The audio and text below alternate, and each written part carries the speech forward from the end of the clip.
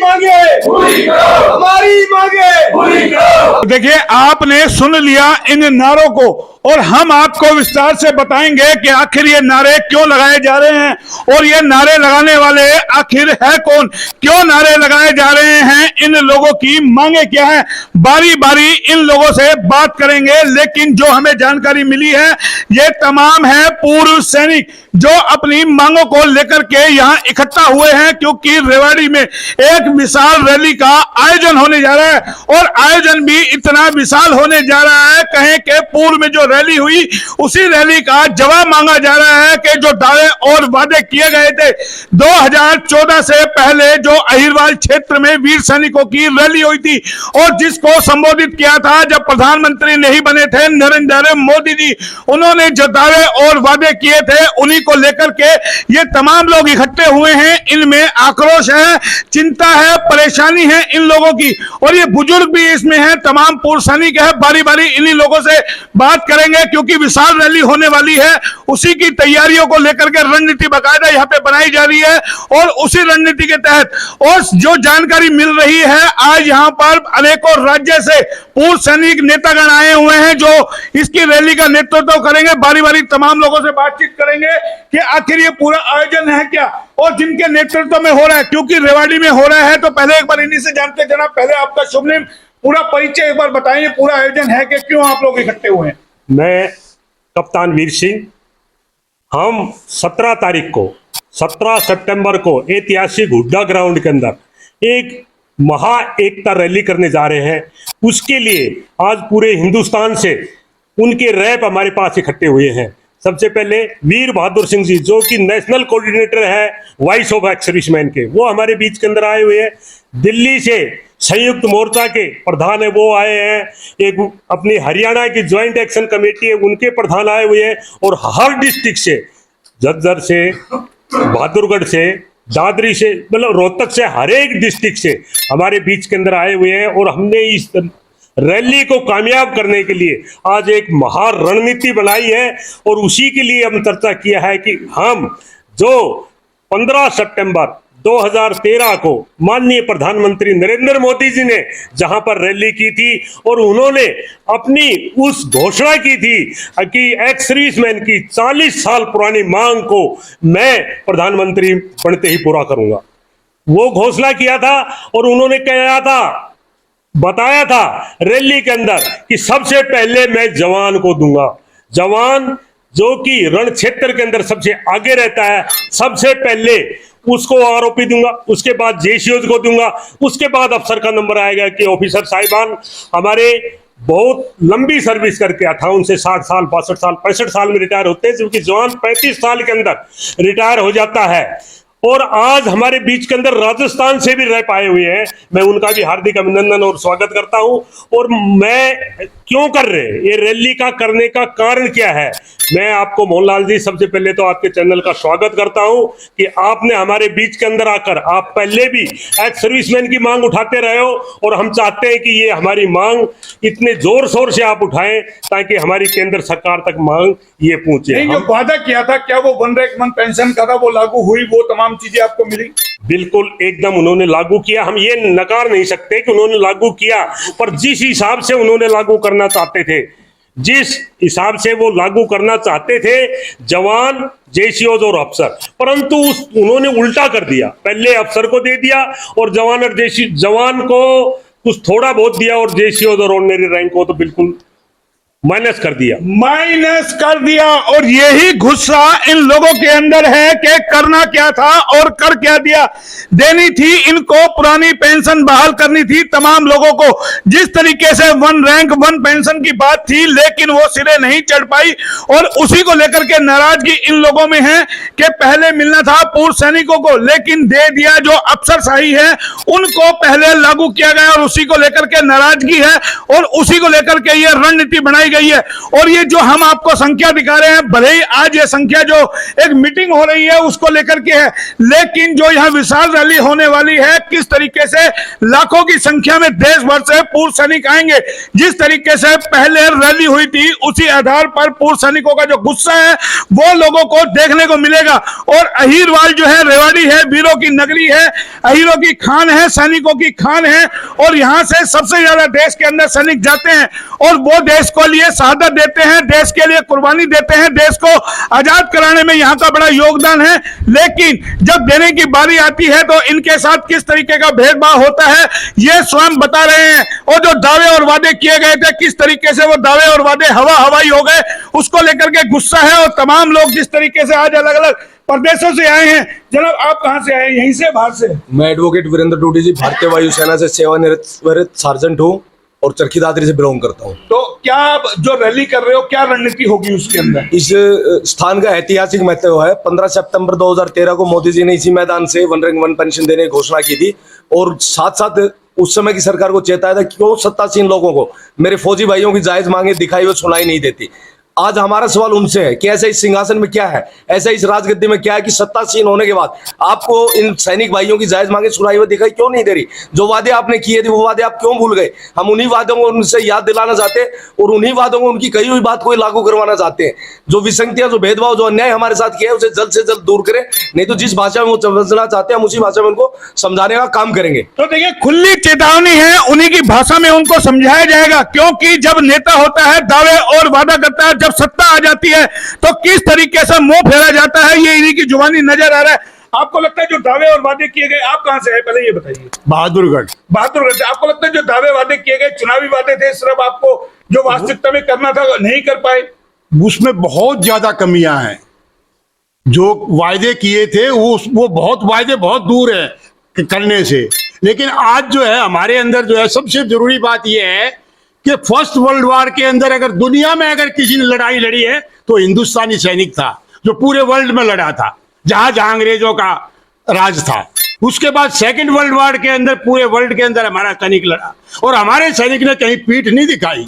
उसके बाद 71 की लड़ाई में हमने साबित कर दिया है कि हम दुनिया की नंबर 1 फौज है, तीनों डिफेंस हम सर्विस 1 है। लेकिन आज हमारे उन नौजवानों का और उन पूर्व सैनिकों का जो है अपमान किया जा रहा है, ये अपमान हम सहन नहीं कर सकते। अपमान सहन नहीं कर सकते। और बात की जाती है देश में किस तरीके से, और जब चुनाव की बारी आती है तो यही सैनिक याद आते हैं और इन्हीं को लेकर के बड़े बड़े दावे और वादे किए जाते हैं कि देश की रक्षा करते हैं। लेकिन जब इनको देने की बारी आती है तो किस तरीके से मुंह में दही जम जाता है। जबकि नेता अपनी तनख्वाहों को किस तरीके से बढ़ा लेते हैं, अपनी सैलरी को किस तरीके से बढ़ा लेते हैं, यह किसी से छुपा हुआ नहीं है। लेकिन जब इन पूर्व सैनिकों को जो हमारी और आपकी रक्षा करते हैं और इनको देने की बारी आती है तो किस तरीके से आंखें मूंदते हैं। आपको लगता है नेता अपनी तो दमादम सैलरी बढ़ा लेते हैं, पब्लिक टैक्स देती है, आपको देने में दिक्कत क्या है नेताओं को? नेताओं की तो सैलरी वहां बैठ करके संसद में बढ़ जाती है, परंतु एक सैनिक को देने के लिए बहुत कष्ट होता है। क्योंकि सैनिक को जब यदि दिया जाएगा तो उसके लिए तो बहुत कमेटियां बढ़ेंगी, बहुत गठन होगा जब दिया जाएगा, परंतु वो अपनी तो जबकि जब बढ़वा लेते हैं। तो हम तो यही अरदास करते हैं कि जो हमारी ऑर्बिट 2 के अंदर विसंगतियां हैं, चाहे वो किसी भी प्रकार की हैं, उनको जल्द से जल्द दूर किया जाए। हम सरकार से यही मांग करते हैं। सरकार से मांग करते हैं। और जिस तरीके से जो रैली रेवाड़ी में होने जा रही है, विशाल रैली, कहीं ना कहीं जिस तरीके से यहां से मोदी जी की शुरुआत हुई थी देश के प्रधानमंत्री बनने के लिए, कहीं ऐसा ना हो ये पूर्व सैनिक यहीं से उल्टी गिनती शुरू कर दे। और जाहिर है जिस तरीके की हालात और स्थिति बन रहे हैं, आज देश में तमाम वर्ग दुखी है। चाहे कोई भी कर्मचारी हो वो भी परेशान है। पिछले दिनों क्लर्कों का आपने देखा होगा, आंगनबाड़ी का देखा होगा, आशा वर्कर का देखा होगा, शायद ही कोई लोग इसमें खुश है। लेकिन चुनाव से पहले जो बड़े बड़े दावे और वादे किए गए वो किस तरीके से इनको आक्रोशित कर रहे हैं। और दावे और वादे जो किए गए क्यों नहीं उनको पूरे किए गए, इसी का सवाल का जवाब ये मांगेंगे बाकायदा। और ये तमाम लोग हैं। आपको लगता है दावे और वादे करने में तो माहिर है सरकारें, नेता, या कुछ करते भी है जमीनी स्तर पे? देखो, हम ऐसा नहीं कह सकते कि जो भी वादे किए हैं या जो भी जमीनी सतह पे काम है वो हर सरकार अपना प्रयास करती है। लेकिन उसमें चाहे हमारे ब्यूरोक्रेट्स हों, चाहे कुछ सरकार के ही मंत्री हों, चाहे उसमें जो भी मुख्य सत्तासीन होते हैं, तो कोई ना कोई खामियां रह जाती है। और सबसे बड़ी खामी जो 15 सितंबर 2013 में हमारे जो आज प्रधानमंत्री हैं, उस टाइम ये वादा करके गए थे कि जो भी वन रैंक वन पेंशन और एमएसपी से जुड़ी जिस भी प्रकार की कोई भी पूर्व सैनिकों की कोई भी विसंगतियां हैं, वो आते ही हम पहली कलम से करेंगे। तो आज एमएसपी और वन रैंक वन पेंशन में भारी विसंगतियां हैं, जो जिस प्रकार से मिलनी चाहिए थी वो नहीं मिली।